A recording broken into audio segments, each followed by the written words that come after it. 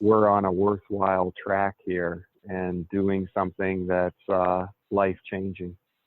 Yeah, I appreciate you saying that and letting, yet another jerk like me drag you through this the storytelling. But I think it is valuable. I interviewed a gal a while back, Lois Swisher. You may have crossed paths with her. She's a medical doctor in Pennsylvania, and she shared her story.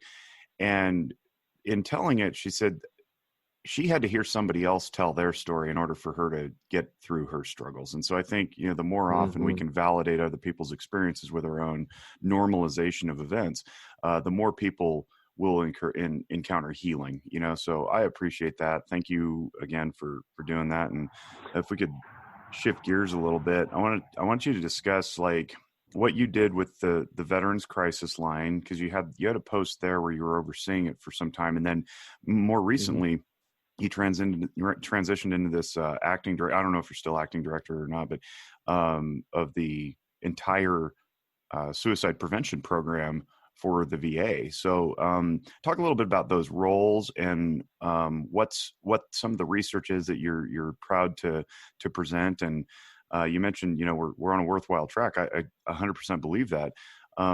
Share some of the great steps forward, and then where we're going, I guess.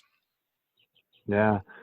The role, the calling with the Veterans Crisis Line was something I view as an incredible blessing and gift in my life to work with that team. And anything that was accomplished is because of that team. The Veterans Crisis Line is the world's largest, literally the world's largest crisis call center, and it's a service provided by the VA. And although the majority of callers are veterans or family members or loved ones of veterans, we do answer the call for anyone who calls.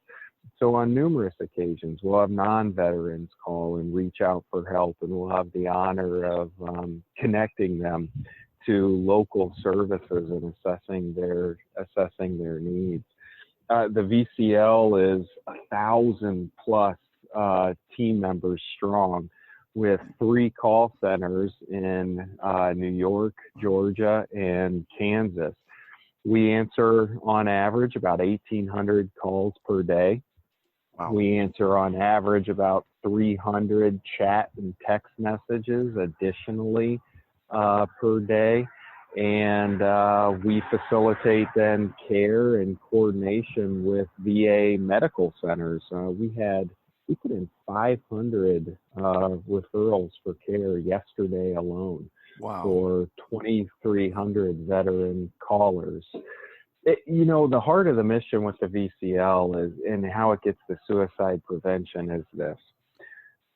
We know from the research that suicidal crisis is typically brief. We know specifically that the time from someone saying I am suicide is the way that I'm going to go, it's the path that I'm going to choose, to actually then enacting it can be as brief as 5 to 60 minutes. And what we long for and position ourselves for in the VCL is that within such windows of time, we're there. We're available to pick up the phone within 8-10 seconds. And we meet veterans where they're at, and we talk about and we talk through protective factors and risk factors. We talk about safety planning, and we work them through that 60-minute point in time. And we know a lot of times, most of the time, statistically speaking, when you work someone through that point in time, they don't go back to suicide. So you save a life in the present, you save a life in the future as well. 90% of individuals who attempt suicide live, do not go on to attempt and die by suicide following. That's a huge number. Yeah, and that's really what the VCL is positioned to address for our veterans. And that when I say we're making progress, by saying that we do that as efficiently and effectively as we do for veterans who are in that vulnerable point in time, that's really something that I'm referring to as an example, Jake. So the VCL, as I understand it, Veterans Crisis Line, is not just a suicide hotline. It's a resource avenue. It's for people who are like, I don't really know how to connect with my primary care physician, or I just need a group to plug into because something or other is going on in my life. The people on the other end of that phone are really guiding the caller toward whatever they need. It's not Yeah, specific to crisis intervention necessarily. yeah, I and just learned something. yeah. Yeah, that's why we actively, intentionally changed the name in the mid 2000s from Suicide Hotline to Crisis Line. And in many ways, we function as the world's largest same-day access option for our veteran callers, where we then work them through a situation and then connect them, as I mentioned, with referrals to ongoing care at their closest VA facility or in the community. Yeah, that's incredible. I actually did not know that. I guess I just conflated it with Suicide Hotline, but that's really good to know. And now I can change the way that I talk about it in my own life too, which is great. So your work now with suicide prevention specifically, wow. Was there a C-130 that just went overhead? I hope not. No. Or was that a dinosaur? No. I think that was a truck in the background. I apologize. Oh, that's hilarious. So with the suicide prevention program, it sounds like there's a lot of overlap between your old role and your new role. But what is the new role doing separate and apart from, and what kind of activities are you guys pushing now? Messaging, campaigns, involvement. What do you need? Give us the bird's eye view, and then I can pepper in some questions that are a little more specific. Sure.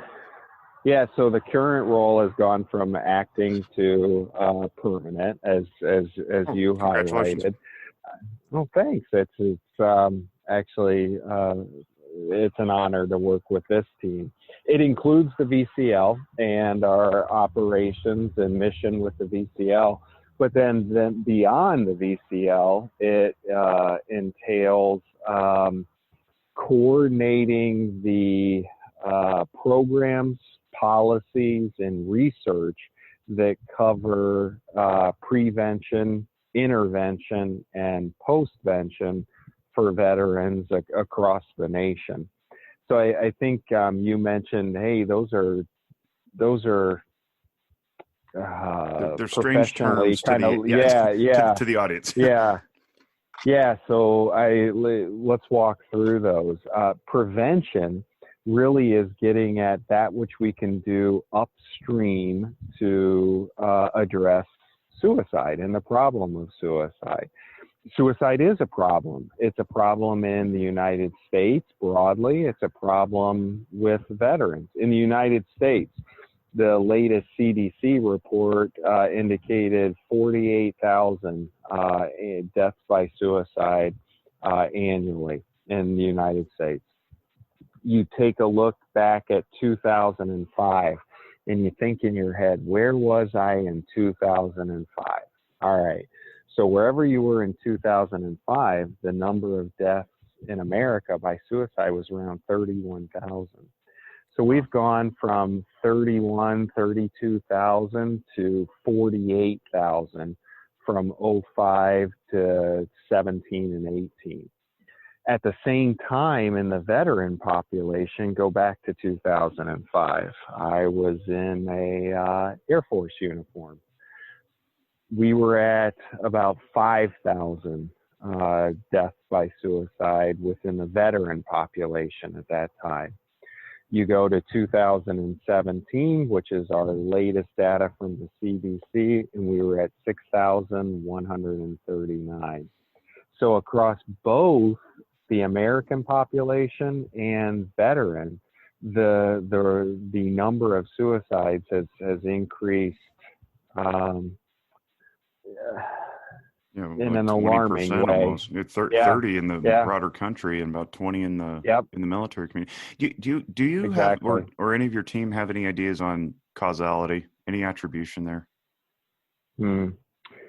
That was the very first question that I was asked in the first media interview. Why? I think that uh, it's complicated, Jake. Yeah. It's different for every person. It's not fully known for any one person necessarily. Typically, what we can say is it involves a combination of risk factors and protective factors, life situations and circumstances, social situation and circumstances, world situation and circumstances. Three warning signs that we see right now as a case in point that we have our eyes on. Unemployment is significantly up in the nation. Mm-hmm. Unemployment is up in the veteran population as well. Unemployment is correlated as a risk factor with suicide. Firearm sales are significantly increased this point in time this year compared to last year. Given the relationship between firearms and suicide, 70% of veteran suicides are by firearms. That's a concern and a risk factor right now. Third, alcohol sales have significantly increased, particularly online alcohol sales, if you compare now versus recent past. Substance use disorders are a risk factor with suicide. So when you take a look at what we do from a prevention perspective, we take a look at those risk factors, we take a look at proven protective factors, and we try to engage programs in the community and clinically that help to maximize protective factors and minimize or mitigate risk factors. So is social media part of this? I mean, if we go back to 2005, that was when Facebook just barely emerged, and MySpace, and then you stack on Twitter and Reddit and Snapchat, and everything that's accelerated since then.